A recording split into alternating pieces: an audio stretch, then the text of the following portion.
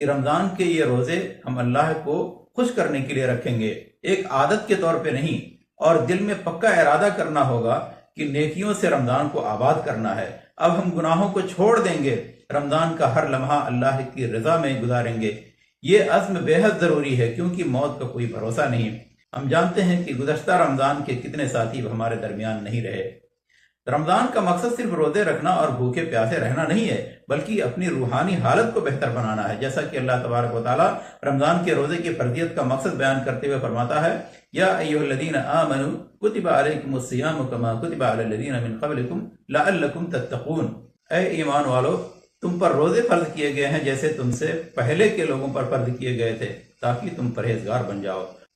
اور حضرت ابو ہریرہ رضی اللہ عنہ سے روایت ہے کہ اللہ کے نبی صلی اللہ علیہ وسلم نے فرمایا، من لم يدع قول الزور والعمل به فليس لله حاجة في ان يدع طعامه وشرابه، کہ جو شخص جھوٹ بولنا اور جھوٹی باتوں پر عمل کرنا نہ چھوڑے تو اللہ کو اس کی کوئی ضرورت نہیں کہ وہ اپنا کھانا پینا چھوڑ دے۔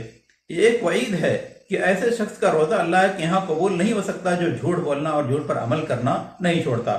تو معلوم ہوا کہ رمضان کا اصل مقصد تقوی اور اللہ کی رضا ہے۔